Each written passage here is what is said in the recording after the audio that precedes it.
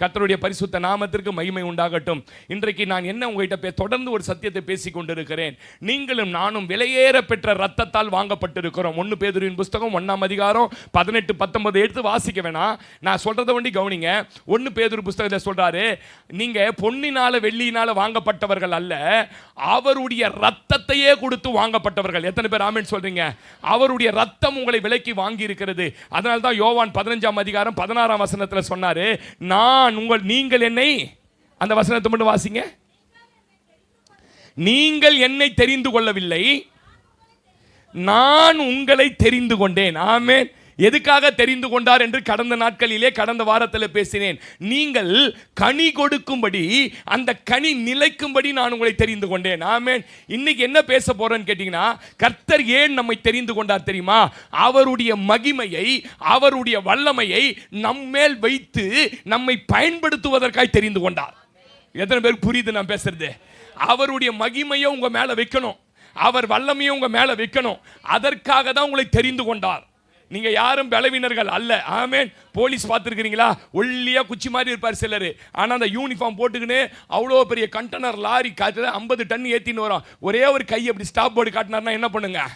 அவர் போட்டு இருக்கிற அந்த ஆடைக்கு என்னன்னு கேட்டீங்கன்னா அவ்வளவு பெரிய மரியாதை இருக்கிறது. அப்படிதான் ரட்சிக்கப்பட்ட ஜனத்தின் மேல கர்த்தர் தன் மகிமையை வைத்திருக்கிறார். நீங்க கையை காட்டினா எல்லாம் நிற்கும். நீங்க சொன்ன ஆமே.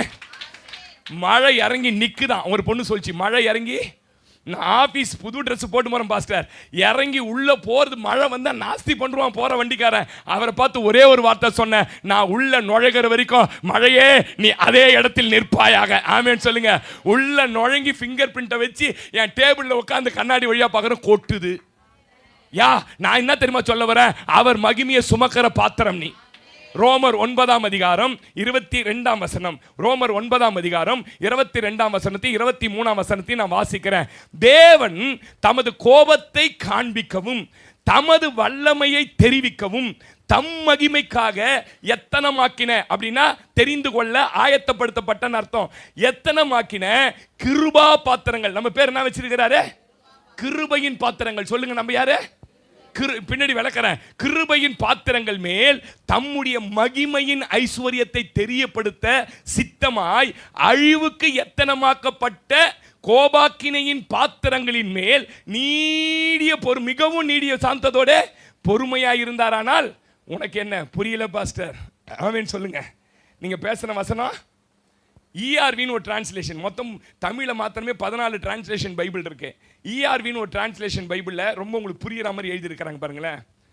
தன்னுடைய உயர்வுக்கும் தன் சிறப்புக்கும் தான் எப்படிப்பட்டவர் என்று தேசத்திற்கு வெளிப்படும் காலம் வரைக்கும் தேவன் பொறுமையோடு காத்திருந்தார். ஆமென் சொல்லுங்க. யார் மேல? நம்ம மேல பொறுமையா. உலகத்தின் மேலே இருக்கிறார். பேதுரு எழுதுறார், எல்லாரும் ரட்சிக்கப்பட வேண்டும் என்று தேவன் நீடிய பொறுமையோடு இருக்கிறார். இரண்டாவது இங்க சொல்றாரு, நான் எத்தனமாக்கின ஆயத்தமாக்கப்பட்ட தன் உயர்வுக்கும் தன் சிறப்புக்கும் நான் எப்படிப்பட்டவர் என்று தேசத்திற்கு வெளிப்படுத்தும் காலம் வரைக்கும் தேவன் பொறுமையோடு காத்திருந்தார். அவரது இரக்கத்தை பெற்றோரிடம், கவனிங்க, அவரது இரக்கத்தை பெற்றோரிடம் அவர் தனது மகிமையை கொடுத்தாராம். என்னது? அவர் இரக்கத்தை பெற்றவங்க யார் தான்? நம்ம ரட்சிக்கப்பட்டவர் இடத்துல தன் மகிமையை கொடுத்தார். அவர் அதற்குரியவர்களாக அவர்களை தயார்படுத்தி கொண்டிருக்கிறார். ஆமீன் சொல்லுங்க. இப்ப புரிஞ்சிச்சா பாச? புரிஞ்சிச்சா? நீங்களும் நானும் யாரா? தேவன் எப்படிப்பட்டவர் என்பதை இந்த தேசத்திற்கு சொல்வதற்காக, தேவனுடைய கோபம் எப்படிப்பட்டது, தேவன் எவ்வளவு வல்லமை உள்ளவர் என்பது நீங்கள் சொல்வதற்காக உங்களையும் என்னையும் இரக்கத்தினால நம்மளை ஜனிப்பித்து ரட்சித்து அவர் என்ன பண்றாரா? நம்மளை தயார்படுத்திட்டு இருக்கிறார். ஆமென் சொல்லுங்களேன். நீங்களும் நானும் அவர் வல்லமையை, அவர் மகிமையை சுமப்பதற்காக தயார்படுத்தி பட்டுக்கொண்டிருக்கோம். ஆமென் சொல்லுங்க. எத்தனை பேர் நம்புறீங்க? நீங்க தான் தயார்படுத்தப்பட்டு கொண்டிருக்கிறீர்கள். நீங்க தான் தேவனுடைய கோபம் எப்படிப்பட்டது என்று தேசத்துக்கு காண்பிக்க போறீங்க. இது வரைக்கும் இயேசுநாதரை ரொம்ப பரிதாபமா பார்க்கறான் உலகத்தான். அவரே காப்பாற்றிக்க முடியாம சிலுவையில் என்ன பண்ணிட்டாரு? செத்து போட்டாரு. என்னப்பா உங்க சாமின்றான் ஒருத்தவன் என்கிட்ட. அவரை எப்படி பார்க்கறாங்க? இரக்கமுள்ளவரா பார்க்கறாங்க. அவர் எப்படி பார்க்கறாங்க? அன்புள்ளவரா பார்க்கறாங்க. அதெல்லாம் சரிதான். ஆனா எவ்வளவு நாள் வரைக்கும் அவர் இரக்கம் இருக்கும் என்று வேதம் சொல்லுகிறது. நீடிய பொறுமையோடு ஜனங்கள் ரட்சிக்கப்படணும்காக அவர் பொறுமையா இருக்கிறார், காத்திருக்கிறார். மழையை பெய்ய பண்ணலனா பூமியில ஒண்ணுமே விளையாதுங்க. மழையை பெய்ய பண்றாரு, எல்லாருக்கும் சோறு கொடுக்கிறார். நல்லவருக்கும் சோறு கொடுக்கிறாரு, கெட்டவருக்கு சோறு கொடுக்குறாரு. அடிக்கடி சொல்லுவேன், ஏசுநாதர் போடுற சாப்பாட்டில் தான் நம்ம வாழறோம். ஆமேன்னு சொல்லுங்க. ஒரு 4 வருஷம் வனத்தை அடைச்சு போட்டுட்டோம், என்ன அவன் அரிசி விலை யோசிச்சு பாருங்க. கர்த்தர் தான் இந்த உலகத்துக்கு வல்லவர். அதை இன்னும் கொஞ்ச நாள்ல கோபத்தில் காண்பிக்க போறாராம். எப்படி காண்பிக்க போறாரு? அப்ப அந்த கோபத்தை காண்பிப்பதற்கு இயற்கையின் மூலியமா கோபத்தை காமிச்சாச்சு. ஆனா என்ன நினைச்சுக்கிறான்னு கேட்டீங்கன்னா, மாரியாத்தா கோபம் வந்துச்சு, அதனால என்ன பண்ணா, காளிக்கு கோபம் வந்துச்சு, முருகனுக்கு கோபம் வந்துச்சுன்றான் இயற்கையில. இனிமே இயற்கையின் மூலியமா கோபம் கிடையாது, நம்மை கொண்டு கர்த்தர் தன் கோபத்தை கையை தட்டி ஒரு வாட்டி தான் யார் என்பதை தேசத்திற்கு காண்பிக்க போறார். வேதத்தில் மொத்தம் 9 காலங்கள் உண்டு. அந்த 9 காலங்கள்ல இப்ப நம்ம கிருபையின் காலத்தில் இருக்கிறோம். இந்த கிருபையின் காலத்துக்கு பிறகு என்ன காலம் வரப்போகுதுன்னா, உபத்திரவத்தின் காலம் வரப்போகுது. அந்த உபத்திரவத்தின் காலத்தில் கவனிங்க, அதற்கு முன்பாக தன் பிள்ளைகளை கர்த்தர் வல்லமையா பயன்படுத்த போறார். தேவ கோபம் எப்படிப்பட்டது தெரியுமா பாஸ்டர்? எப்படி தெரியுமா சிஸ்டர் உங்களுக்கு? நோவாவோட நாட்களில் வாழ்ந்தவங்களை போய் தேவ கோபம் எப்படிப்பட்டதுன்னு சொல்லி கேளுங்க. 100 வருஷமா ஒரு தெய்வம் இருக்கிறார், அவரை ஏற்றுக்கொள்ளுங்கள் என்று நோவா பிரசங்கித்தான் நீதியை. ஆனா அந்த ஊர்ல இருந்த ஜனங்க வேலை வெட்டி இல்லப்பா, 10 பேர் சேர்ல உட்காந்துங்கிறான், 20 பொம்பளைங்க முக்காடு போட்டு உட்காந்து போயினே பார்த்துன்னு போறான் 2 வீலர்ல. நம்மள ஆமேன்னு சொல்லுங்க. இங்க இருந்து ஏசு ஏசுன்னு கத்துறாரு நோவா, எவனுமே கேட்கல பாருங்க. ஒரு நாள் வந்தது, மழை பெய்ய ஆரம்பித்தது. நோவா அதற்குள்ளாக தன்னுடைய குடும்பத்தை பேழைக்குள்ளே ஆயத்தப்படுத்தி விட்டார். மழை பெய்ய ஆரம்பித்தது பாருங்க. தர வரைக்கும் ஓடும்போது எல்லாம் நீச்சல் மீன்லாம் புடிச்சாம் பாருங்க. முட்டி வரைக்கும் வந்தது, வீட்டு ஹாலுக்குள்ள வந்தது, சோபா நனைஞ்சது பாருங்க. கொஞ்சம் பக்குன்னு பயம் வந்திருக்கும். ஆமீன் சொல்லுங்களேன். ஆமீன் பக்குன்னு வந்திருக்கும். அந்த வியாதியா கடந்த அப்பாவை என்ன பண்ணிருப்பான், அப்பா கட்டில் முழுக போதுப்பா, வா உன்னை மாடியில் போடுறேன், மாடியில் எடுத்து போய் போட்டிருப்பான். கொஞ்ச நாள் கழிச்சோன்னு ரூப் வரைக்கும் தண்ணி வந்தது, எல்லாம் வந்தது. எதை வேணாலும் விடுவான். அப்பா அம்மா செத்து போனாலும் பரவாயில்ல, பொண்டாட்டியை சாவிட மாட்டான் தெரியுமா உங்களுக்கு? பிள்ளைய சாவிட மாட்டான் தெரியுமா உங்களுக்கு? தோல்ல தூக்கி பொண்டாட்டியை வச்சு, சாரி பிள்ளைய வச்சுக்கணும், பொண்டாட்டி இல்லை பிள்ளைய வச்சுக்கணும், எல்லாம் வச்சுக்கணும். அப்பா தண்ணியில முழுகி 3 நிமிஷத்துக்கு மேல உயிரோட இருக்க மாட்டாங்க தண்ணியில. அப்பா சாவறாரு, அப்பா அப்பான்றான். அடுத்து மனைவினுடைய மூக்குல வாயில தண்ணி ஏறுது. அப்ப சொல்றான், இந்த நோவா சொன்ன தெய்வம் நீங்க தானா, எங்களை மன்னிச்சிடுங்களேன், நாங்க இந்த சத்தியத்தை கேட்காம போயிட்டோமே, நாங்க அந்த பேழையை 100 வருஷமா திறந்து வச்சிருந்தாரு, நாங்க கேட்காம போயிட்டோமே, தயவு செய்து என் மனைவி பிள்ளைய ரொம்ப நேசிக்கிறேன், என் மனைவி பிள்ளை இந்த குழந்தை முகத்தை பாருங்களேன், இந்த பிஞ்சு குழந்தை சாகுத தண்ணி ஏறி மூக்குல. அப்படியே அமைதியா இருக்கிறார். ஆமீன் சொல்லுங்க. ஒரே ஒரு ஆள் கூட உயிரோட. இதுதான் தேவ கோபம். தேவ கோபம்னா என்னது? அவனுடைய பாவம் போய் பரலோகத்தில் எட்டிது. அவர் சொல்றார், நான் சோதோமை அழிக்க போறேன். அவன் சொல்றான் 5 நீதிமான் இருந்து அழிங்க. 5 பேரை பார்த்தா கூட அழிக்க மாட்டேன்டார். அங்க 5 பேர் கூட இல்ல, அக்கினி எரிந்து அந்த சோதம் குமாரா பட்டணம் சாம்பலாய் போனது. ஆமேன் சொல்லுங்க. அழைக்கப்பட்டவங்க தான், எகிப்திலிருந்து புறப்பட்டவங்க தான், வனாந்தரத்தில் தேவனுக்கு விரோதமான காரியம் செஞ்சதனால தேவ கோபம் பற்றி எரிந்தது. செத்தவர்களுக்கும் உயிரோடு இருக்க நடுவில் ஆரோன் நின்னா, ஆனாலும் எகிப்திலிருந்து புறப்பட்ட ஒருத்தர் கூட உள்ள போல. இதுதான் தேவ கோபம். ஐயா, இதெல்லாம் வருகிற நாட்களில் நடப்பிப்பதற்கு ஒரு பாத்திரம் தேவை, ஒரு ஆள் தேவை. அது நீங்களும் நானுமாய் மாற வேண்டும் என்று கர்த்தர் கையை தட்டி சொல்லுங்களேன். ஆமேன் சொல்லுங்க. யூத ஜனங்களை போய் கேளுங்க, தேவ கோபம் எப்படிப்பட்டது? இதோ இவரை சிலுவையில் அறையும், இவருடைய இரத்த பழி எங்கள் மேலும் எங்க பிள்ளைகள் மேலும் எங்கள் சந்ததியின் மேலும் இருக்கணும். நாங்க 2000 வருஷமா நாடு இல்லாத நாடோடி அலைஞ்சான். 2000 வருஷம். நீங்க யாரா இருக்கலாம் சிஸ்டர், யாரா இருக்கலாம். தேவன் தன் கோபத்தை, தான் யார், தன் வல்லமை எப்படிப்பட்டது, தான் எவ்வளவு பெரிய தேவன் என்பதை இந்த உலகத்திற்கு ஒரு நாள் காட்டப் போகிறார். யார் மூலமாய் காட்டப் போறார்? இந்த திருச்சபையின் மூலமாக, இந்த திருச்சபையில் உள்ள பிள்ளைகள் மூலமாக தேவன் காண்பிக்க தான் போகிறார். எவ்வளவு பத்திரமா உடன்படிக்கை பெட்டி கொண்டு வரணும் வரா. மாடு அசைஞ்சதுனால உடன்படிக்கை தொட போனான். யாரு? ஊசா அடிச்சு தூக்கி போட்டாரே. இதை தொடுறதுக்கு நான் ஆசாரியனை வச்சிருக்கிறேன், நீ ஏன் தொடுற? நீங்க நம்ம தேவனை ரொம்ப அன்புள்ளவர், இரக்கமுள்ளவர், பார்க்க கூடாதெல்லாம் பார்த்துட்டு ஏசப்பா மன்னிச்சுக்கினே இருப்பார். ரொம்ப நாள், எவ்வளவு நாள் டிவி சீரியல் வீட்டில் ஓடுதோ ஓடட்டும், மன்னிச்சுக்கினே இருப்பார். எத்தனை வருஷம் நீ சபைக்கு லேட்டா வர வந்து மன்னிச்சுக்கினே இருப்பார். ஒரு நாள் வரும், தேவ கோபத்தை வெளிப்படுத்துகிற நாளை வைத்திருக்கிறார். ஆமேன். தேவன் தான் இந்த உலகத்தில் வல்லமை உள்ளவர் என்பதை ஒரு நாள் காண்பிக்க தான் போறார். ஆமேன் சொல்லுங்க. தன்னுடைய வல்லமையை வைக்க மனிதனை தேடிக்கொண்டிருக்கிறார், மனிதர்களை தேடிக்கொண்டிருக்கிறார், மனிதர்கள் மூலமாகவே செயல்பட விரும்புகிறார். இந்த இயற்கையெல்லாம் அழிச்சது பாருங்க, இந்த இயற்கையெல்லாம் அழிச்சது பாருங்க. எல்லாம் நினைச்சுதான் இயற்கையா செஞ்சது போல இருக்குதுன்னு புரியல. இப்ப பார்த்தாரு, ஒரு மனுஷன் வேணும், அவனை செலக்ட் பண்றாரு. எரிகிற முச்செடி நடுவில் ஒரு மனுஷனை உருவாக்கி அவனை கொண்டு வந்து நிறுத்துகிறார். நீ போடா, நீ போ, இது இயற்கையா வந்ததில்ல, என் தேவனுடைய கோபம் என்பதை காட்டுன்னு 10 வாதைகளை அனுப்புறாரு. 9 வாதைக்கு கீழ்ப்படியில கடைசியில என்ன தெரியுமா பண்ணாரு? தன் தலைப்பிள்ளைகள் அத்தனை பேரும் பார்வோன் வீட்டில் தூக்கினார். அதனால தான் சொல்றார், யாத்திராகமம் 9:16 வாசிங்க சிஸ்டர். யாத்திராகமம் 9:16 வாசிங்க, டக்கு டக்குன்னு வாசிக்கணும்னா. இப்பதான் என்னுடைய வல்லமையை உன்கிட்ட உன் மூலமா காண்பிக்கும்படியாக ஏன் நாமம் பூமி எங்கும் பிரஸ்தாபம் ஆகும்படியாகவும் உன்னை நான் என்ன பண்ண போறேன்? இந்த படிக்கிற மகளே, இதை கேட்கிற சகோதரா, இந்த பூமியில தேவன் தான் உண்மையான கடவுள் என்பதை, இயேசு ஒருவர் தான் உங்களை ரட்சித்து பரலோகம் கொண்டு போகும் என்பதை உன் மூலமாக நிலைநிறுத்தும்படி, உன் மூலமாக அறிவிக்கும்படி தேவன் உன்னை நிலைநிறுத்த கையை தட்டி சொல்லுங்க, என்னை அழைத்திருக்கிறார். அல்லேலூயா, ஆமென். நிக்கணும் தைரியமா. அதே 3:19 வாசி மகளே, 3:19-20 வாசி. யாத்திராகமம் 3:19-20 வாசி.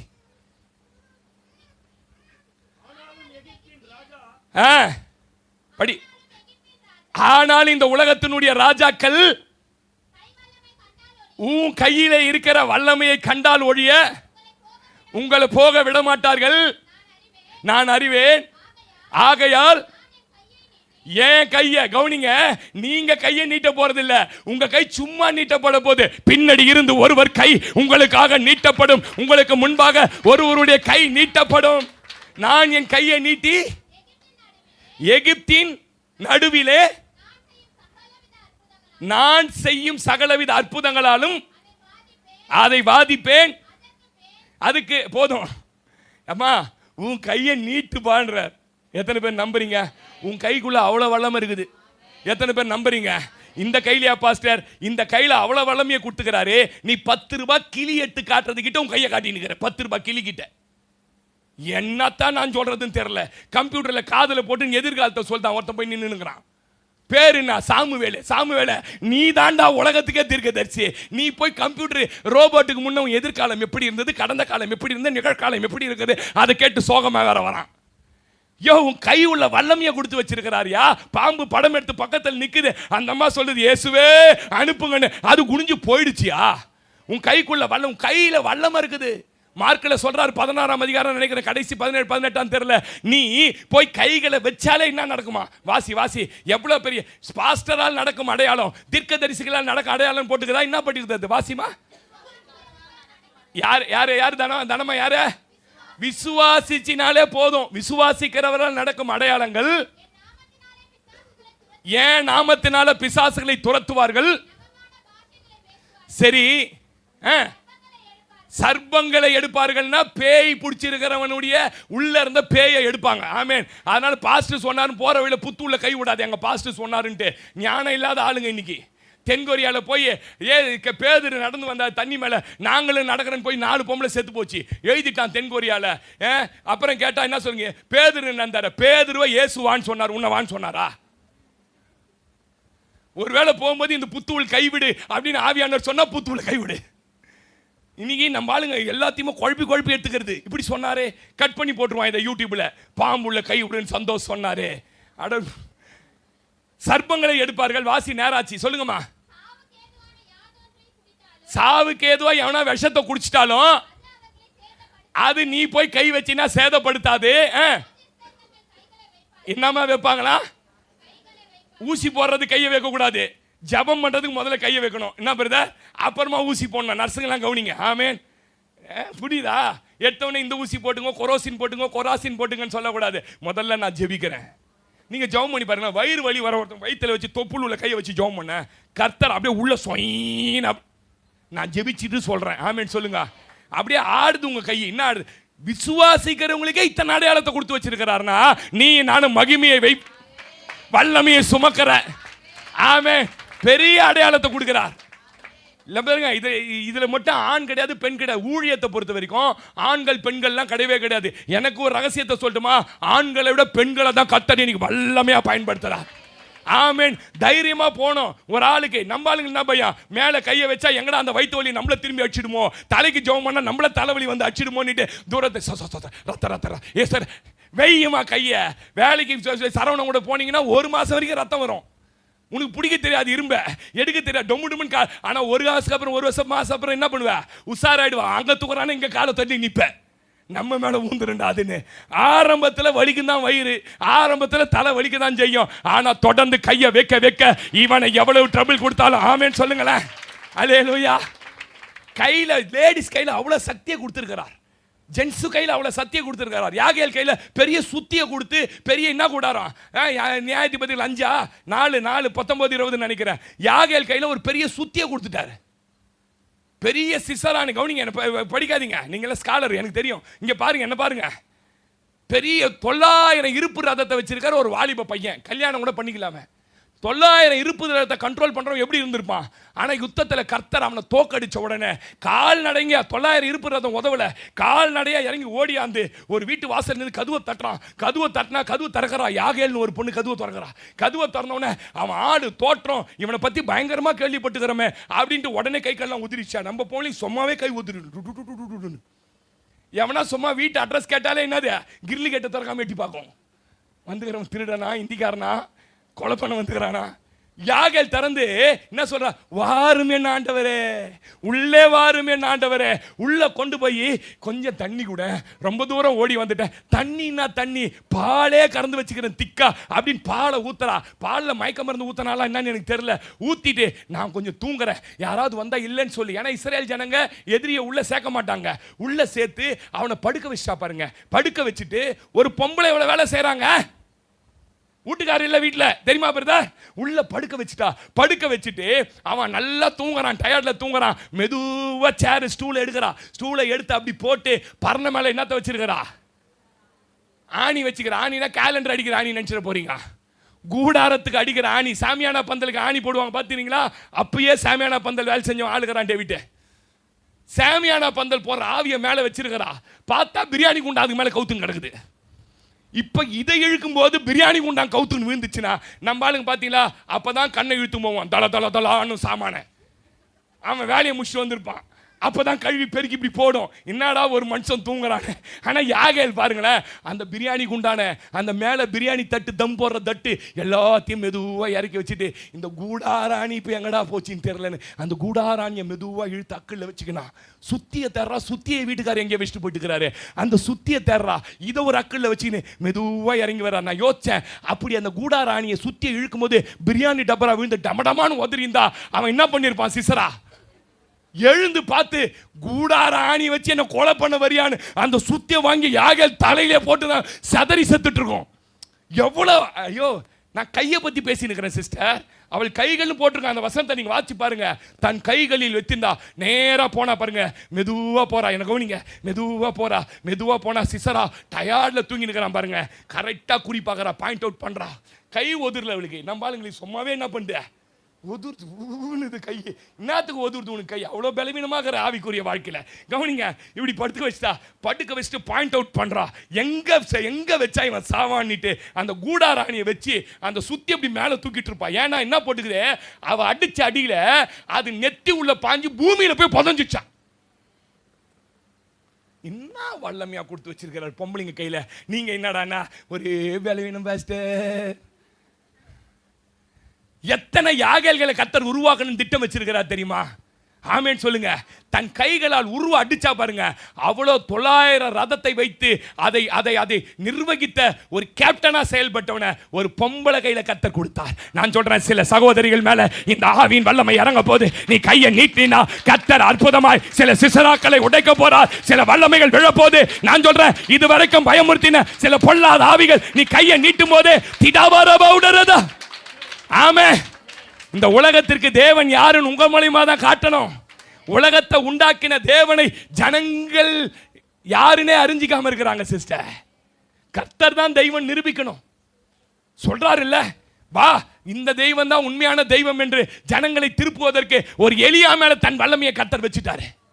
அந்த மனுஷன் சொல்றாரு, வானத்திலிருந்து இறங்கி அக்கினி இந்த பலியை பட்சிக்கிற தெய்வம் தான் தெய்வம் ஒத்துக்கிறியான்னு கேட்கிறாரு. நான் இன்னைக்கு சொல்றேன், அந்த மாதிரி போனோம். எங்கயாவது ஆடி மாச திருவிழா நடக்கும்போது சொல்லணும், ஏய் நீ போற என்னடா அங்க இருந்து நெருப்பு எடுத்து வந்து போற. நான் சொன்னேனா என் கடவுள் வானத்துல இருந்து நெருப்பு அனுப்பி சில எலியாக்களை இப்படி எழுப்பதான் போறாரு தேசத்துல. இந்தியாவில் இந்த காரியங்கள் நடக்கிறத உங்க கண்கள் பார்க்க தான் போகுது. நம்மனா கையை தட்டி ஆமென் சொல்லுங்க. சொல்றாரு இல்ல, கர்த்தர் தான் தெய்வம் நிரூபிச்சார் பாருங்க. உலகமா இன்னைக்கு எதையோ நோக்கி ஓடுது. நீங்கள் நானும் தேவனுடைய வல்லமையை சுமக்கிற பாத்திரங்களாய் ஓடிக்கொண்டே இருக்கணும். ஆமென். உன் மேல கர்த்தர் தன் அபிஷேகம் என்ற உடன்படிக்கை பெட்டி வச்சிருக்கிறார் பிரதர். உங்களுக்கு தெரியுமா, கர்த்தருடைய உடன்படிக்கை பெட்டியை தூக்கிட்டு போனீங்கன்னா வெற்றி பெறும். உடன்படிக்கை பெட்டி போனால் சத்துருக்கள் சிதறடிக்கப்படுவாங்க. உடன்படிக்கை பெட்டி போனால் தடையான யோர்தான்கள் விலகும். உடன்படிக்கை எங்க இருக்குதோ அங்கே மகிமை இருக்கும். இன்னைக்கு எங்க பாஸ்டர் அந்த உடன்படிக்கை பெட்டி உங்களுக்குள்ள எனக்குள்ள கர்த்தர் வச்சுட்டாரு. இயேசுதான் உடன்படிக்கை பெட்டி. அவர் நமக்குள்ளே இருக்கிறார். இனி நீங்க போகிற இடம்லாம் சத்துருக்கள் சிதறடிக்கப்படுவார்கள். 132 சங்கீதம் 8 வசனம் வீட்டில் போய் வாசிக்கங்க. அதுக்கு பேர் வைக்கிறார் அந்த சங்கீதக்காரன் வல்லமை விளங்கும் பெட்டியா. என்னதே, உங்களே என்ன எப்படி தெரியுமா பார்க்கணும் ஜனங்க, வல்லமை விளங்கும் பெட்டியாய் பார்க்கணும். ஆமென். இந்த தேசத்தை அசைச்சவங்களா பெரிய பெரிய படிப்பாளிகள் இல்லை சிஸ்டர். இந்தியாவில் எழுப்புதலை கொண்டு வந்தவங்க, உலகத்தில் எழுப்புதலை கொண்டு வந்தவங்களா சாதாரண மனிதர்கள். அவங்க குருடர்களை பார்க்க வச்சாங்கங்க. எத்தனை செய்தி கேட்குறோம், எத்தனை பார்க்குறோம். ஏன் உங்கள் மூலியமாக அது நடக்கக்கூடாதுன்னு நினைக்கிறீங்க? குருடர்களை அவங்க பார்க்க வச்சாங்க பாருங்க. சப்பானிகளை நடக்க வச்சாங்க பாருங்க. செத்து போன உயிரோட 23 பேரை ஸ்மித் விக்கில்ஸ்வொர்த் எழுப்பினார். இதே பூமியில நம்ம வாழ்கிற இதே 21ஆம் நூற்றாண்டுல 23 பேரை ஸ்மித் விக்கில்ஸ்வொர்த் என்கிற ஒரு தேவ மனுஷன் எழுப்பினார். இதெல்லாம் யார்? இவங்களாம் யாரு? ஸ்பெஷலா பரலோகத்திலிருந்து அனுப்பப்பட்டவங்கள இல்ல. உன்னையும் என்னையும் போல தேவன் தன் உடன்படிக்கை பெட்டியின் வல்லமையை அவர்களை மெய்ப்பதற்கு ஆமென் சொல்லுங்க. அவர்கள் மூலமா தான் பெரிய எழுப்புதல தேசத்துல கர்த்தர் கொண்டு வந்தாருங்க. இதுக்கு என்ன பாஸ்டர் நாங்க பண்ணணும்? ஒண்ணுமே பண்ண வேணாம். தேவ ஆவியால நீங்க நடத்தப்பட்டா போதும். ரோமர் 8ஆம் அதிகாரம் 14ஆம் வசனம் சொல்லுது, எவர்கள் தேவனுடைய ஆவியால் நடத்தப்படுகிறார்களோ அவர்கள் தேவனுடைய புத்திரராக இருக்கிறாங்க. நீ புள்ளனா அப்பா எப்படிப்பட்டவன் தேசத்துக்கு காண்பிக்கணும். சொல்லுங்க ஆமென். அல்லேலூயா. அதான் நான் சொல்றேன், நீங்க எதுல நடத்தப்படணும் பிரதர்? கவனிங்க, அதை பார்க்காதீங்க. எதுல நடத்தப்படணும்? ஆவி உணர்ச்சியில நடத்தப்படக்கூடாது. எதுல நடத்தப்படக்கூடாது? உணர்ச்சியில நடத்தப்படக்கூடாது. சிலர்லாம் இது மாதிரி எழுப்புதல் பிரசங்கம் மோகன் சி பேசினா, அகஸ்டின் ஜெபகுமார்லாம் பேசினா எனக்கெல்லாம் அப்படியே பையன் மாட்டின் ஊழியத்துக்கு போயிடலாமான்னு வரும் வாலிபத்தில். அப்படி இங்க இங்க இங்க பேசும்போது பார்த்தீங்கன்னா ஏதோ ஒன்று செய்யணும். ரச்சகன் படத்தில் நரம்பு ஏறும் பார்த்துக்கிறீங்க நாகார்ஜுனுக்கு. அப்படியே சும்மா ஆமா தானம்மா அப்படி ஏறும். அந்த மாதிரி சில பிரசங்கத்தை கேட்கும்போது பண்ணிடலாம் அப்படின்னு பைக் ஓட்டின்னு போமா. வீட்டுக்கு போன உடனே அங்கே என்னதான் பிலி சூனியம் பண்ணி வச்சிருக்கான்னு தெரியல. அந்த சோபாலையும் பெட்லையும் போய் பட்டா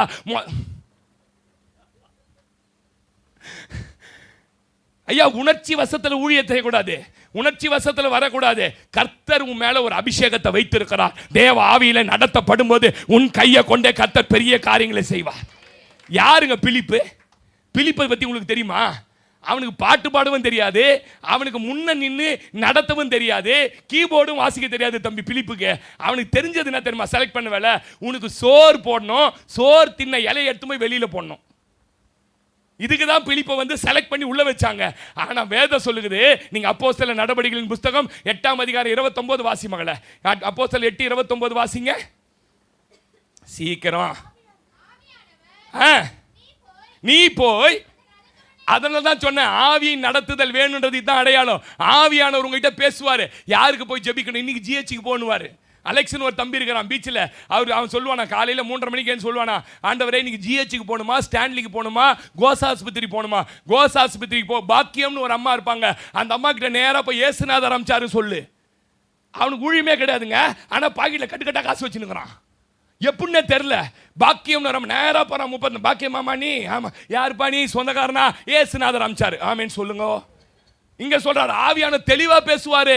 யாருக்கிட்ட அவர் தன்னுடைய வல்லமையின் பாத்திரமாய் வைக்கிறாரோ அவங்க கிட்ட தினந்தோறும் பேசுவாரு. கேட்கணும். இன்னைக்கு யாரை சந்திக்கணும்? போற வரவங்களாம் நிக்க வச்சு ஜெபம் பண்ணின்னு இருக்கா. தலைமையில பாஸ்டர் சொன்னாருன்ட்டு பேய் பூச்சின்னு வந்து அப்புறம் என்னால முடியாது இப்ப இருக்கிற சூழ்நிலை. ஆமேன்னு சொல்லுங்க. ஆவியானவர் சொல்லுவாரு, பிரதர் நீ போய் அந்த ரதத்தோட சேர்ந்து கொள்ளாமே என்ன செய்யணும் ஆவியானவர் கரெக்டா லீட் பண்ணுவார். அதுக்கு தான் நான் சொன்னேன், எவர்கள் தேவனுடைய ஆவியால் நடத்தப்படுகிறார்களோ. ஒரு நாள் சொல்றாரு, சமாரியான்ற பட்டணத்துக்கு போடா. 8ஆம் அதிகாரத்தில் போனா அந்த பட்டணம் இவனுடைய வார்த்தையை அற்புத செய்களால் கலங்குது. ஒரு மந்திரவாதி ஐயோ நான் செய்யாததை இவன் செய்யறான் என்றான். எப்படி பதர் ஒரு சாதாரண இலை எடுக்கிறவங்க மூலம் இப்படி வேலை செஞ்சது. இங்க படிப்பறிவு இல்லாம யாரா இருக்கிறோமா? படிக்க தெரியாத யாரா இருக்கிறோமா? வேத வாக்கியத்தின் வல்லமைகள் நமக்கு தெரியுமே, ஆனாலும் நம் செயல்பட பயப்படுகிறோம். ஆமீன் சொல்லுங்களேன். சாதாரண பந்தி விசாரிப்புக்காரனை இவ்வளோ கத்தரால கலக்க முடியும்னா உன்னை என்னை எவ்வளோ கலக்க முடியும்?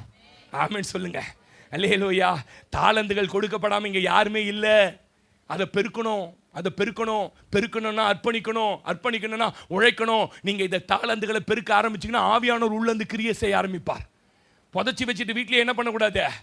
24 மணி நேரம் லேப்டாப்பு, 24 மணி நேரம் டிவி, கொஞ்ச நேரம் 1 மணி நேரமாவது, ஒரு வாரத்துக்கு 1 மணி நேரமாவது இயேசுநாதருக்காக வேலை செய்யுங்க. அதுக்காக தான் ரட்சித்தாரு. மேலே போன உடனே நியாய தீர்ப்புலாம் நம்மளுக்கு எதன்படி தெரியுமா? சத்தியத்தின்படி தான் நியாய தீர்ப்பு. யோவான் 8ஆம் அதிகாரம் சத்தியத்தின்படி நியாய தீர்ப்பு.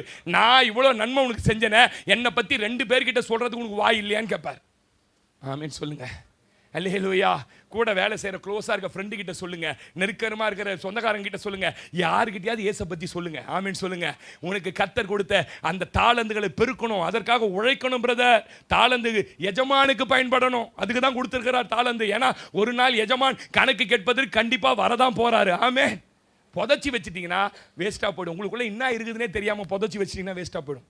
எரேமியா 13:7 எரேமியா பார்த்து சொல்றாரு, நீ இடுப்புல கட்டின்னு இருக்கிற பார் கச்சை, இந்த கச்சையை கொண்டு போய் ஒரு ஆத்துல புதைச்சி வச்சுட்டு வந்துரு. புதைச்சி வச்சுட்டு கொஞ்ச நாள் கழிச்சு போய் அதை நோண்டுடான்னு சொல்றாரு. அவன் நோண்டனா. வாசி 13:7 வாசி. அப்பொழுது நான் கச்சையை ஒளித்து வைத்த இடத்திலே தோண்டி அதை எடுத்தேன்.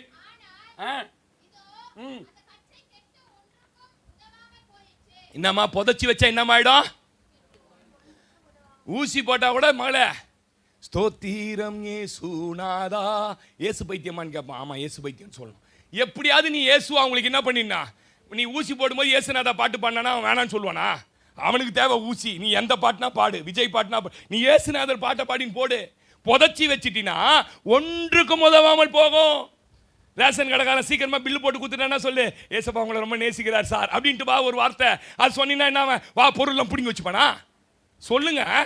எங்க ஐயா கூட ஒரு நாளைக்கு வாங்கினேன். ஹோட்டல்ல சாப்பிட்டுனே போலீஸ்காரன் உட்காந்துக்கிறான், எங்க எதிர்க்க போலீஸ் இன்ஸ்பெக்டர் உட்காந்துக்கிறான். இவர் சாப்பிட்டுனே தயிர் சோறா வந்து துண்ணுங்கிறான். சார் ஏசு உங்களை நேசிக்கிறார் சார். அவனை தயிர் சோறை துப்பிட்டு வந்து அடிக்க போறான். அவனு சிஸ்டர் பிரதர் புதைச்சி வச்சிடக்கூடாது. நீ எரேமியாவா இருந்தாலும் அழைக்கப்பட்டவனா இருந்தாலும் சரிதான், பெரிய தீர்க்கதரிசியா இருந்தாலும் சரிதான், புதைச்சி வச்சா கெட்டு போயிடும். எத்தனை பேர் ஆமீன் சொல்லுங்க. ரெண்டாவது என்ன வார்த்தை? அதுல உதவாம போயிடும். புதன்கிழமை பாஸ்டர்மா கூட்டாதான் ட்ராக்ஸ் மினிஸ்ட்ரிக்கு வருவோம் எல்லாம். நீயே போய் என் காலேஜ் ஸ்கூலுக்கு போகும்போது 3 ட்ராக்ஸ் எடுத்து போட்டு போ. கிளாரட் ஸ்கூல் வாசல் ஒரு நாளைக்கு 3000 பேர் வரா. சும்மா ஒரு 5 ட்ராக்ஸ் கொடுத்துட்டு ஏசு நேசிக்கிறார் சார், ஏசு நீ அழகா வேற இருக்கிற பார்த்தா அவங்ககிட்ட வாங்கிடுவான் வாலிமை. சொல்லுங்க.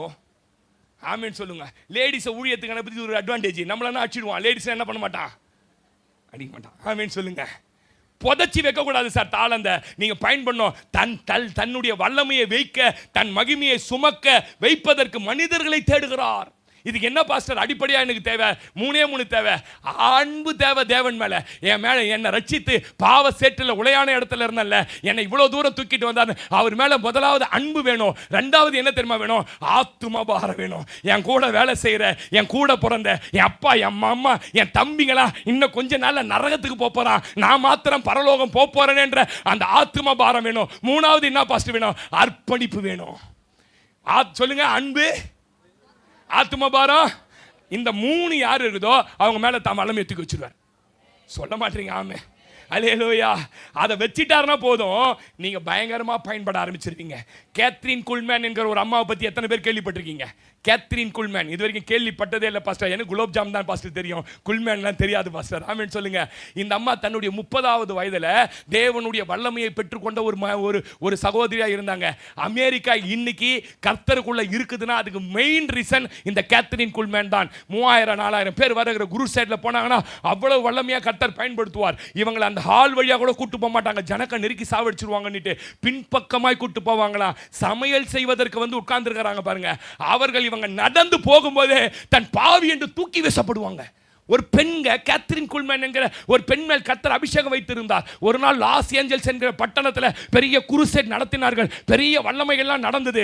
அவங்க ஈவினிங் முடிச்சிட்டு, கூட்டத்தை ராத்திரி முடிச்சிட்டு கிளம்புனாங்க. கிளம்பும் போது ஆவியானவர் சொன்னாரா, இந்த பட்டணத்தில் ஒரு ஹோட்டல் இருக்கு, அந்த ஹோட்டல்ல 209ஆம் ரூம் அறையை உனக்காக ஒதுக்கி வைத்திருக்கிறேன், அந்த ஹோட்டல்ல போய் தங்கு, இந்த ஆர்கனைசேஷன் அரேஞ்ச் பண்ணியிருக்க இடத்துக்கு போகாதன்னாராம். தெளிவாக பயன்படுத்துவார். ஆமீன் சொல்லுங்க. இந்த அம்மா காரில் ஏறி உட்காந்து அந்த ஆர்கனைசர் கிட்ட சொன்னாங்களா, இந்த ஹோட்டலுக்கு போங்க, யாரும் அங்கே போங்க, அந்த ஹோட்டலில் விடுங்க. அவன் சொன்னானா, அம்மா உங்களுக்கு என்னன்னு தெரியுமா லாஸ் ஏஞ்சல் பட்டணத்தை பற்றி? இந்த ஊர்லேயே இந்த ஹோட்டலுக்காக தான் ஜோம் பண்ணிட்டு இருக்கோம். விபச்சாரங்கள் நடப்பதற்காகவே ஒதுக்கப்பட்ட ஹோட்டல் அந்த ஹோட்டல். இந்த ஹோட்டலில் போய் தங்கணுன்றீங்களே, நான் வரமாட்டேன். இந்த ஊரில் நான் பெரிய ஊழியம் செய்கிறேன், என்னுடைய பேர் டேமேஜ் ஆகிடும், நான் வரமாட்டேன். நீ அந்த ஹோட்டல் வாசல்லே நெருக்கி விட்டு போப்பான்னிட்டாங்களாம். நேராக இந்த அம்மா வயதாயிடுச்சு, இந்த அம்மாவுக்கு ஒரு 60 வயது. இந்த அம்மா போகிறாங்க, உள்ளே போனோன்னு ரிசப்ஷன் போய் நின்னா 60 வயசு கேள்வியா இந்த ஹோட்டலுக்கு வந்து ரிசப்ஷனிஸ்ட் பார்க்குறான். அவங்க சொல்கிறாங்களா, ஐ வாண்ட் 1 ரூம். அவங்க சொன்னாங்களா, ரூமே இல்லை, 209 இஸ் வேக்கண்ட் அப்படின்றாங்களாம். 290 காலி இருக்கு. எனக்கு தெரியும். அவன் அளந்து போயிட்டானா. ரூமை வாங்கினவங்க மேலே போனாங்களாம். மேலே போய் உட்கார்ந்து ராத்திரி மணி 12:30 1 மணி ஆச்சு. 1 மணி ஆன போது நடந்தது என்ன தெரியுமா? தவறு செய்வதற்காய், பாவம் செய்வதற்காய் வந்து ரூம்காக வெயிட்டிங்கில் காத்து கொண்டிருந்த வாலிப சகோதரிகளுக்குள்ள கரங்களை பிடித்து தோல் மேலே கை போட்டு உட்கார்ந்துருவனா கொஞ்ச நேரம் கழிச்சு விலக ஆரம்பித்தான். அவனுக்குள்ள ஏதோ ஒரு உணர்வு, அழ ஆரம்பித்தான். கொஞ்ச நேரத்தை அந்த பப்புல டான்ஸ் ஆடிட்டு இருந்தவங்கள அதை தூக்கி உடைத்து போட்டு அழ ஆரம்பித்தார்கள். அந்த ஹோட்டலுக்குள்ள இருந்த அத்தனை அறைகளும் திறக்கப்பட்டது. ஐயோ, நான் பாவம் செய்கிறேன், நான் பாவம் செய்கிறேன், நான் பாவம் செய்து கொண்டிருக்கிறேன், என் மனைவிக்கு துரோகம் செய்கிறேன், என் புருஷனுக்கு துரோகம் செய்கிறேன், என் பெற்றோருக்கு துரோகம் செய்கிறேன், கண்ணீர் விட்டு கதறி அழ ஆரம்பித்தார்கள். அந்த ஹோட்டலில் இருந்த அத்தனை ரூம் அறைகளும் திறக்கப்பட்டது. ராத்திரி 2 மணிக்கு அந்த அம்மா வெளியில வந்து சொன்னாங்களா, தேங்க்யூ ஜீசஸ், என்னை இந்த இடத்துக்கு கொண்டு வந்ததற்கு ஒரு முகாந்தரம் உண்டு. ஐயா, ஒரு கேத்ரின் குல்மேன் என்கிற ஒரு அம்மாவை கர்த்தர் இவ்வளவு வல்லமையாய் பயன்படுத்தி இருக்க முடியுமானால் உன்னையும் என்னையும் ஏன் பயன்படுத்த முடியாது? சார்ல்ஸ் பென்னி எங்கே போனாலும் அந்த சார்ல்ஸ் பென்னி போகிற இடத்துல ஜனங்கள் பாவ உணர்வு அடைந்து அழுவார்களாமே. ஒரு ட்ரெயின் புறப்பட்டு போய் கொண்டிருக்கிறது. ட்ரெயின் கம்பார்ட்மெண்ட்ல இருக்கிற எல்லாரும் 300-400 பேர் ஓன்னு கதறி கதறி, நான் பாவம் செய்யறேன், என் வாழ்க்கையில தப்பு செய்யறேன், தேவனை தேட மறந்துட்டேன், சபைக்கு போக மறந்துட்டேன் அப்படின்னு தன்னாலே அழுவுறாங்களாம். டிடிஆர் வந்து கேட்கறானா, ஏன் அழுவுறீங்க எல்லாரும், என்னாச்சு, ஏதாவது செத்துட்டாங்களா, யாராவது சாவு நியூஸ் வந்துச்சா உங்களுக்கு கேட்கறாங்களா? ஏன் நாங்க அழுவுறனே தெரியல, அழுது கொண்டு இருக்கிறோம் என்று சொன்னாங்களா. அப்ப ரட்சிக்கப்பட்ட ஒரு தாயார் வேதத்தை வாசிருந்தவங்க அமைதியா நிமிர்ந்து சொன்னாங்களா, இந்த கம்பார்ட்மெண்ட்குள்ள ஏதோ ஒரு இடத்துல டிஎல் மூடி இருப்பார், டிஎல் மூடி இருப்பார், டிஎல் மூடி இருக்கிறதுனால தான் இவ்வளவு ஜனங்க பாவ உணர்வு அடைந்து அழுகிறார்கள். ஆமே பிரதர், நீ நானும் யார் தெரியுமா? வேலை செய்யற இடத்துல பாவம் செய்கிறவர்களோட ஒத்து போகிறவர்கள் அல்ல. அவன் பேசுகிறத கேட்டுக்கொண்டு அவன் அருகில சிரித்து கொண்டு இருக்கிறவர்கள் அல்ல. அவன் பாடுகிற சினிமா பாட்டை கேட்டு இந்த ராகம் இப்படி இல்லடா, இதை இப்படி மாண்டா மோகன் சொல்றவர் இல்ல. நீ போனாலே பாவ உணர்வு அடையணும். எத்தனை பேர் நம்பி ஆமேன்னு சொல்றீங்க?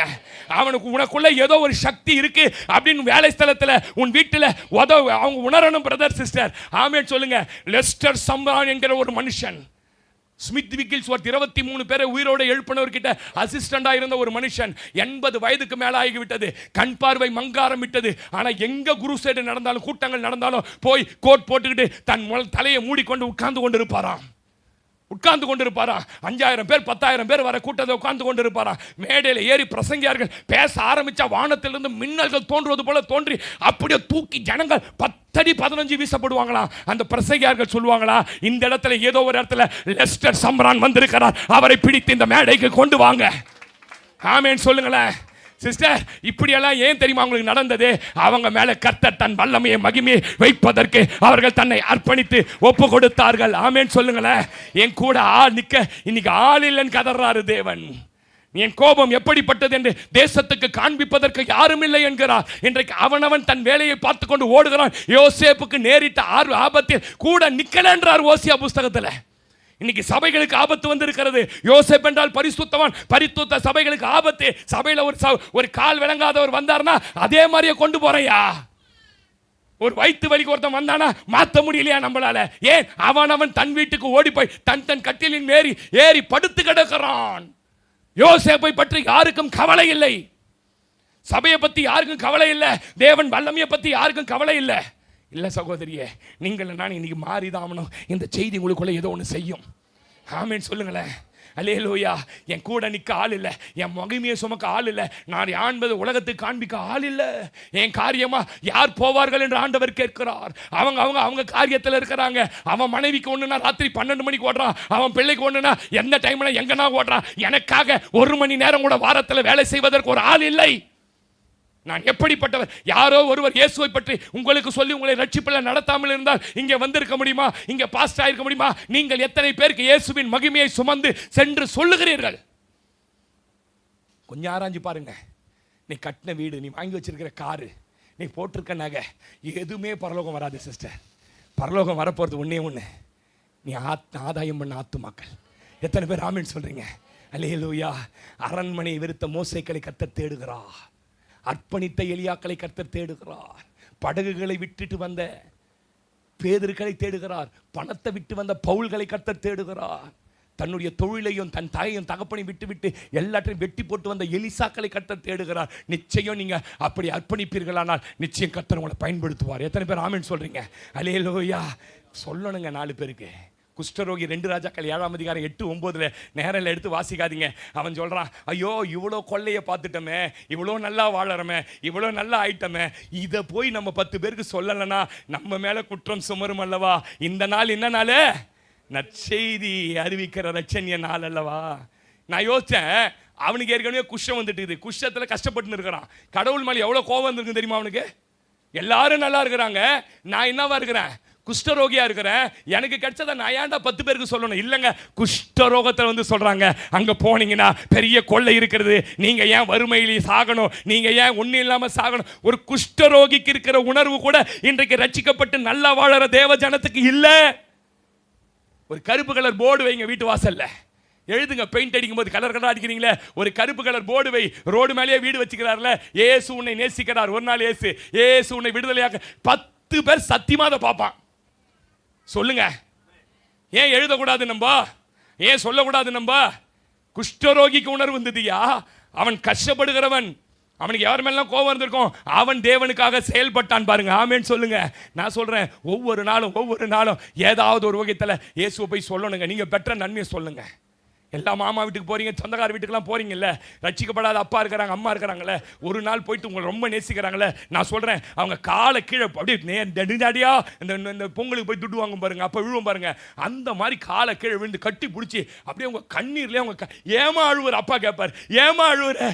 நான் தெரிந்து கொண்ட இயேசுவை நீங்க தெரிஞ்சுக்கணும்பா, நான் அறிஞ்ச ரட்சிப்பை நீங்க பெற்றுக்கணும்பா, நீங்க நரகத்துக்கு ஒரு 10 நிமிஷம் காலை கட்டின்னு அழுது பாருங்களேன். என்ன சொல்லுவாங்கன்னு நினைக்கிறீங்க? என்ன சொல்லுவாங்கன்னு நினைக்கிறீங்க? எழுந்துருமா, சர்ச்சைக்கு வரமா அவங்க கூட நான் சொல்லுவான். ஒரு நாள் அழுதுருக்கிறமா, நம்ம ஒரு நாள் அழுதுருக்கிறோமா? உங்க அப்பா காலை பிடிச்சி ஒரு நாள் அழுதுருக்கிறியா? ஒரு நாள் அழுது பாரு. ஒரு நாள் உன் தம்பி காலை பிடிச்சி அழுது பாரு. ஒரு நாளும் அண்ணன் காலை பிடிச்சி அழுது பாரு. நான் பரலோகத்துக்கு போறேன்னா உலகம் அழிய போகுது, நீ நரகத்துக்கு போறதை பார்த்து அங்கே என்னால சந்தோஷமா இருக்க முடியும். காலை கட்டி ஒரு நாள் அழுது பாருங்கள். நிச்சயமா நீங்கள் அவர் கால்களில் விட்ட கண்ணீர்களை கர்த்தர் கணக்கில் வைத்து அவர்களை ரட்சிப்பில் நடத்த ஒரு ஆமீன் சொல்லிடுங்க. அல்லேலூயா, அல்லேலூயா. நான் சொல்றேன், இன்னைக்கு நிறைய பேருக்கு என்ன பிரச்சனை? பாஸ்டர், நான் ஊழியத்துக்கு வரதுக்கு உணர்ச்சி வசத்தினால நான் சொல்ல, ஊழியத்துக்கு வரதுக்கு தயாராக இருக்கிறேன் பாஸ்டர், ஆனால் சோறு எப்படி பாஸ்டர்னு கேட்குறீங்க. நானும் இதெல்லாம் 100 கேள்வி கேட்டவன் இயேசுநாதரை, 1000 கேள்வி கேட்டவன். எப்படி? அவர் சொல்லார், வாடா நியாயமான கூலியை கொடுப்பேன். ஏங்க, உலக முதலாளிக்கு நீங்கள் வேலை செய்யும் போதே அவன் கரெக்டாக கூலி நியாயமாக 1ஆம் தேதி ஆனால் போட்டுறான், தைரியமாக ஏடிஎம்ல துட்டு வந்துக்குதா வரலாம் தெரியல, என்ன பண்ணுறீங்க? நான் சொல்கிறேன், இந்த முதலாளி அநீதி உள்ளவர் அல்ல, நீதி உள்ள முதலாளி. நான் ஊழியத்துக்கு வந்தப்போ எனக்கு ஒரு வசனம், ஒரு பரிசுத்தவான் மூலம் தெளிவாக ஆண்டவர் கொடுத்தார். என்ன வசனம் தெரியுமா? உங்களுக்கும் கொடுக்குறேன். 2 பேதுரு 1ஆம் அதிகாரம் 3ஆம் வசனம் வாசி சிஸ்டர், சீக்கிரம் வாசிங்க, டைம் ஆச்சு. 2 பேதுரு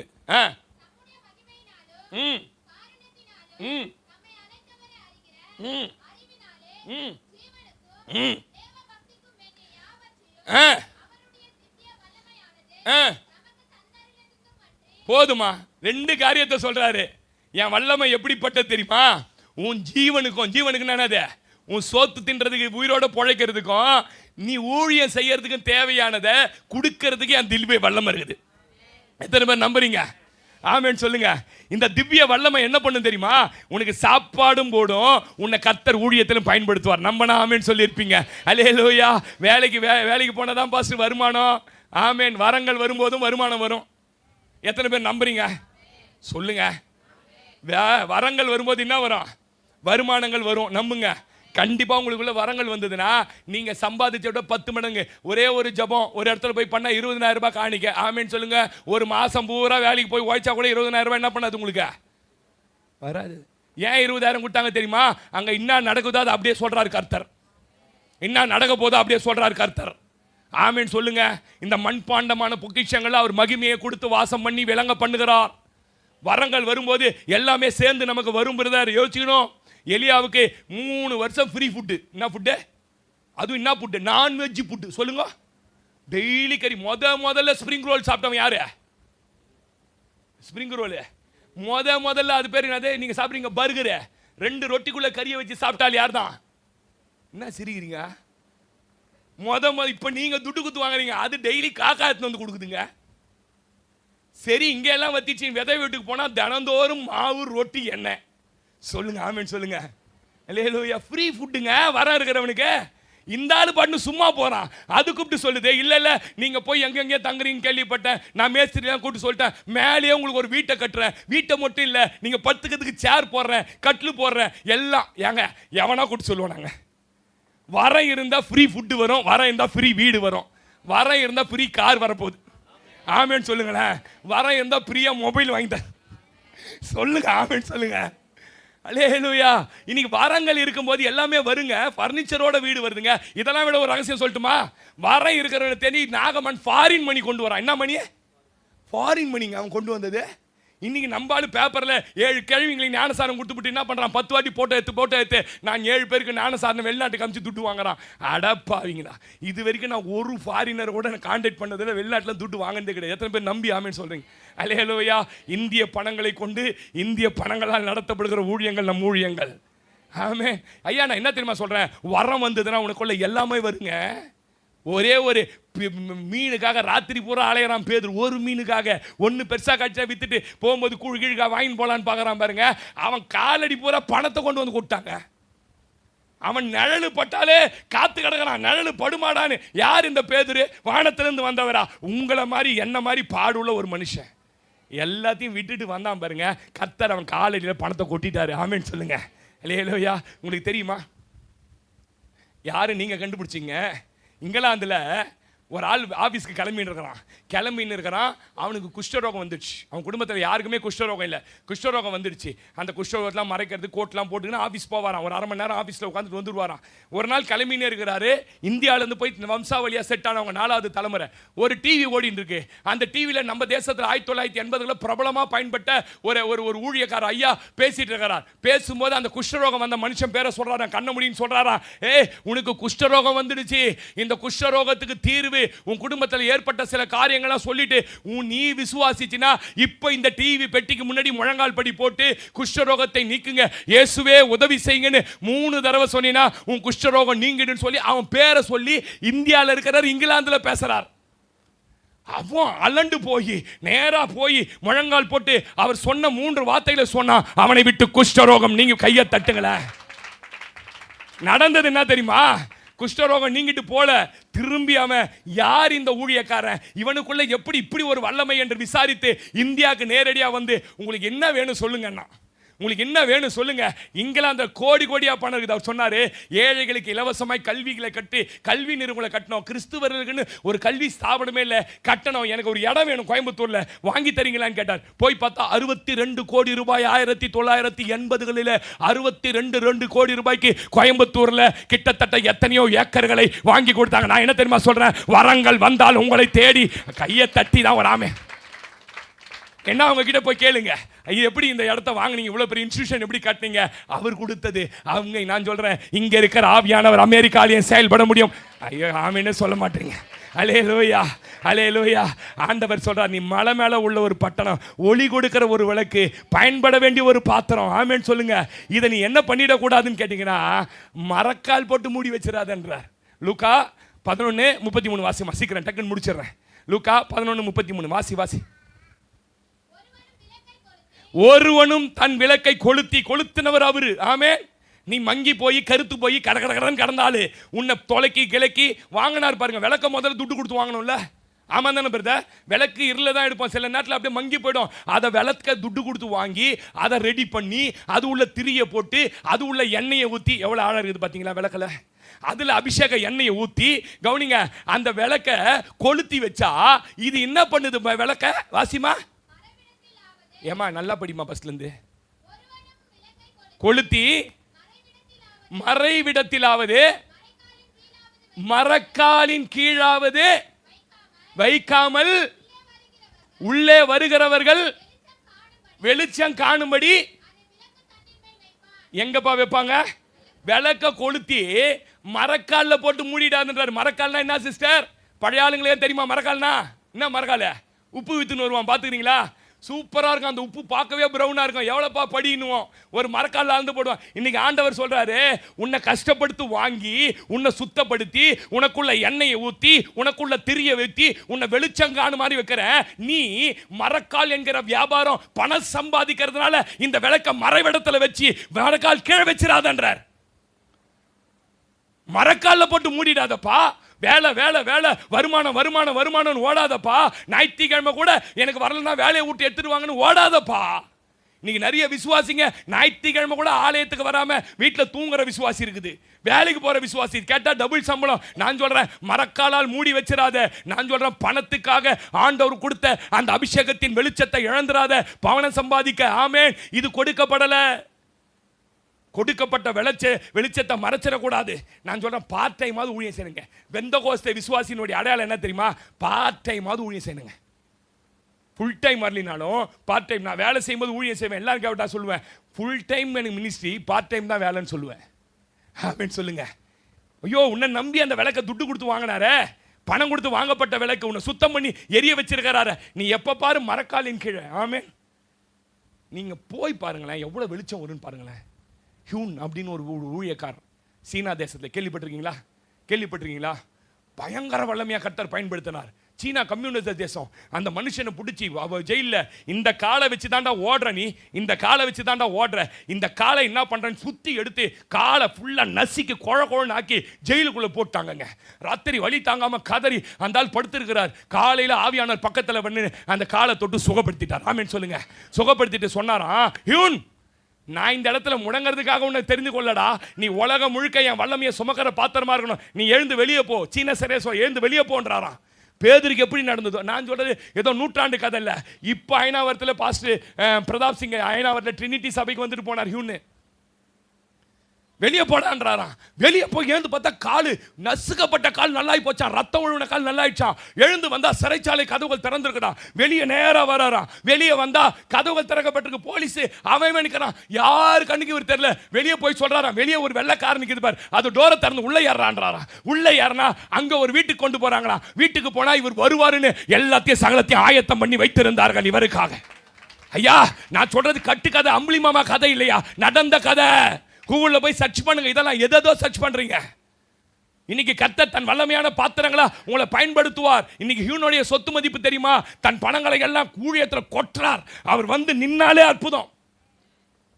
நான் இப்படி சொல்றேன், நம்ம சபைக்குள்ள யாரோ ஒருத்தர் ஆவியான தன் மகிமையை வச்சுட்டாருன்னு வச்சுக்கோங்களேன், மகிமையா உங்களை சுமந்துட்டாருன்னு வச்சுங்க. திடீர்னு ஒரு நாள் ராத்திரி வந்து சொல்றாரு, அனில் அம்பானி பொண்ணுக்கு குழந்தையா பிறகல, இல்லை ஏதோ ஒரு பிரச்சனை ஆகி போச்சு, கர்ப்பத்தில் ஏதோ பிரச்சனை, கேன்சர் இருக்குதுன்றாங்க கர்ப்பத்தில், அதனால நான் இப்போ உன்னை பாம்பேக்கு அனுப்ப போறேன்றாரு. ஆமே, ஆமாம், பாம்பேக்கு அனுப்ப போறேன்றார். நீ காலங்காத்தால இன்னைக்காவது 3 மணிக்கு எழுந்து ஆமேன்னு சொல்லுங்களேன். குளிச்சிட்டு கிழிச்சி வாசலில் வந்து நில்லு. ஒரு இன்னோவா கிறிஸ்டா கார் வரும். இன்னோவா கிறிஸ்டா காரில் ஏறு. அந்த டிரைவர் நேராக உன்னை ஏர்போர்ட்டில் இறங்குவான். நீ இறங்கினோன்னு அங்கே ஒரு உதவியாளர். கற்பனை நல்லா பண்றீங்க பாஸ்டர். ஏன் நடக்க போகிறத தீர்க்க தரிசனமாக பேசுங்கிறேன். ஆமேன்னு சொல்லுங்க. அங்கே போய் நின்னோன்னு ஒருத்தவங்க டிக்கெட்டு கையில் கொடுப்பான், வாங்கு. ஏர் இந்தியாவில் பாம்பேல உனக்கு எக்ஸிக்யூட்டிவ் கோச்சில் இருக்குது, நேராக உள்ளே போய் உட்காரு. ஆமேன்னு சொல்லுங்க. நேராக உள்ளே போய் உட்கார, உட்காந்தா உனக்கு சரக்குத்தா வாங்கி வச்சிடாது. ஆமேன்னு சொல்லுங்க. டிபன் எதனா சாப்பிட்டு வல்லமையும் சுமக்கிற பாத்திரம் நம்ம. ஆமேன்னு சொல்லுங்களேன். பல பேர் ஏரோப்ளேன் போகும்போது அதுக்கே கேட்பான், நான் பார்த்துருக்கிறேன்.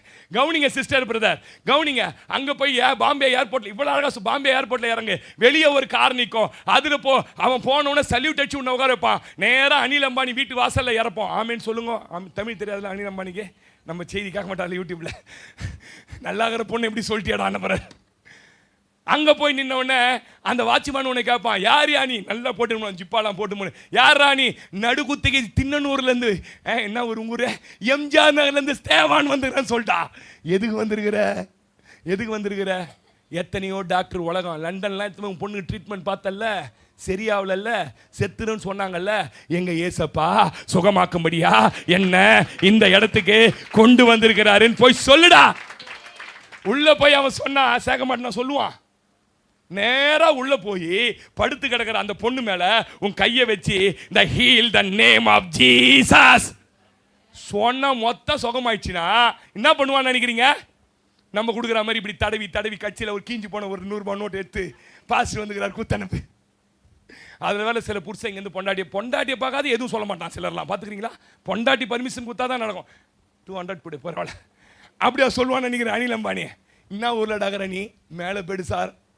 மேலே போய்டா, கூகுள் மேப்லேயே இல்லைடா உங்க ஊர். சரி விஷயத்த சொல்லு, என்ன வேணும் உனக்கு? சார் ஒரு கோடி ரூபாய் சர்ச்சை கட்டணும் சார், ஒரு அநாத ஆசிரமம் கட்டணும். அட பைத்தியக்காரா, மேலே போய்டா எவ்வளோன்னு கேட்டா. மேலே போய்டா என்ன ரேட்டுன்னு கேட்டா. செவ்வாப்பேட்டை என்ன ரேட்டு சொல்லுவானா? சொல்ல மாட்டானா? ஐயா நான் என்ன தெரியுமா சொல்ல, உனக்கு கொடுத்திருக்கிற அந்த வெளிச்சத்தை மரக்கால் போட்டு மூடிடாத, பயன்படுத்தி அநேகருக்கு வெளிச்சமாய் மாறும்படி ஆமென் சொல்லுங்க. அல்லேலூயா. ரெண்டாவது மார்க் 4:21 சொல்றாரு. வாசி, மார்க் 4:21 வாசி பிரதர், முடிச்சிடுறேன். பின்னும் அவர் அவர்களை நோக்கி விளக்கை தண்டின் மேல் வைக்கிறதை அன்றி மரக்காலின் கீழாகிலும் எங்க பிரதர் வைக்க கூடாது. முதல்ல துட்டுன்னு வேலைக்கு ஓடி ஓடி ஓடி ஓடி வெளிச்சத்தை இழந்துடாதன்றாரு பிரதர். கவுனி. ரெண்டாவது கட்டிலின் கீழே, அஜி கவுனி, எங்க வைக்க கூடாது? கட்டிலின் கீழே வச்சிடாதப்பா. அது என்னப்பா சொல்ல? கணநித்திரையின் ஆவி. ஆமீன் சொல்லுங்க. இன்னாவி பிரதர், கணநித்திரையின் ஆவி. மரக்க கட்டிலின் கீழே தூங்குகிற ஆவி, சோம்பேறித்தனத்தின் ஆவி. கட்டில் எதுக்கு பிரதர் பயன்படுத்துறோம்? உலக பிரகாரமா சரீர பிரகாரமா சந்தோஷம். எப்ப பாரு அந்த சிந்தனையோடு இருக்கக்கூடாது. எப்ப பாரு நேரங்கச்சாலாம் தூங்கிடலாம், நேரங்கச்சா இயேசு ஊழியம் செய்யலாம். இனிமே வரணும். ரொம்ப அழகா சார், உனக்கு கொடுக்கப்பட்டிருக்க விளக்க நீ மரக்காலின் கீழே வச்சிடக்கூடாது, எங்கேயும் வச்சிடக்கூடாது. டயர்டாகுது நீ என்ன ஏற்றிட்டு வந்த? எப்போ சிலரை கேட்டாலும் டயர்டு. நான் சொல்லட்டுமா, வயிற்றுல 8 மாசம் குழந்தை, ஒரு பொம்பளையை பார்க்குறேன், வயிற்றுல 8 மாசம் குழந்தை, மேலே ஒரு பாண்டு, கையில் ஒரு கை குழந்தை. பார்த்துக்கிறீங்களா இல்லையா? சாரம் போட்டு வச்சுக்கிறான் பிரதர். என்ன போட்டு வச்சுக்கிறான்? படிக்கட்டில் ராஜேந்திரன் பிரதர். சாரத்தில் எப்படி ஏறுது? நம்மளால தனியாக ஏற்றினா கவுந்தடிச்சு நூழும்.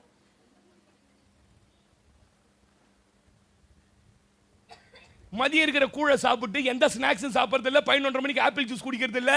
4 மணிக்கு தூங்கி வந்தோம், ஸ்நாக்ஸ் டப்பாவை எடுத்து வச்சுன்னு சாப்பிட்டுன்னு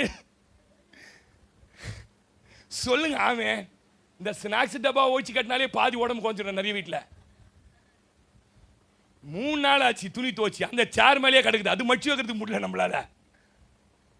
ஐயா அப்படி யாராயா ஏறி இறங்கி சாயங்காலம் 6 மணிக்கு 700 ரூபாய் கூலிக்காக வேலை செய்யற பொம்பளைக்கு டயர்ட் ஆகிறது இல்லை.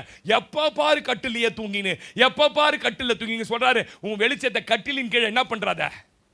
சொல்லுங்க. ஆமேன் சொல்லுங்களேன். சொல்லுங்க. உடம்பு சுகத்தை பத்தியே நீ எப்பயும் இது பண்றாத. சிம்சோனுக்கு ரொம்ப பிடிச்சது என்னதான்? எவ்வளோ பெரிய வல்லம் இல்லை. சிம்சோனுக்கு ரொம்ப பிடிச்சது என்ன சொல்லுங்க? எப்பவும் மடியில் படுத்து தூங்கணும். ஆனால் 132ஆம் சங்கீதம் தாவீது சொல்றான், உமக்கு ஒரு சர்ச்சை கட்டி முடிக்கிற வரைக்கும் என் கண்களுக்கு நித்திரையோ, என் கட்டில் மேலே நான் என்ன பண்ணுறதில்ல. எத்தனை பொண்டாட்டியா தாவீதுக்கு? அவனே சொல்கிறான், நான் போக மாட்டேன், நான் கட்டில் ஏற மாட்டேன். ஐயா உனக்கு கொடுத்துக்கிட்ட வெளிச்சம் பணம் சம்பாதிக்கிறதுக்கு இல்லையா? வரம் வந்தால் பணம் தானாக வரும்யா. கட்டிலின் கீழே வச்சு அதை என்ன பண்ணிடக்கூடாது. சொல்கிறேன், இன்னைக்கு ஆண்டவர் கேட்குறா, யாரை நான் அனுப்புவேன்? இன்னைக்கு ஒருவேளை பின்மாற்ற சிந்தையோடு வந்திருக்கிறியா வாலிபனே? சிலர்லாம் சொல்லுவாங்க, பாஸ்டர்கிட்டலாம் ரொம்ப நெருங்கிடாதீங்க ஊழியக்காரங்களாம். அதுதான் உன் பின்மாற்றத்துலேயும் முதல் அடி. எனக்கு 3 நாளாக இதை ஆண்டவர் சொல்லினுக்கிறார்.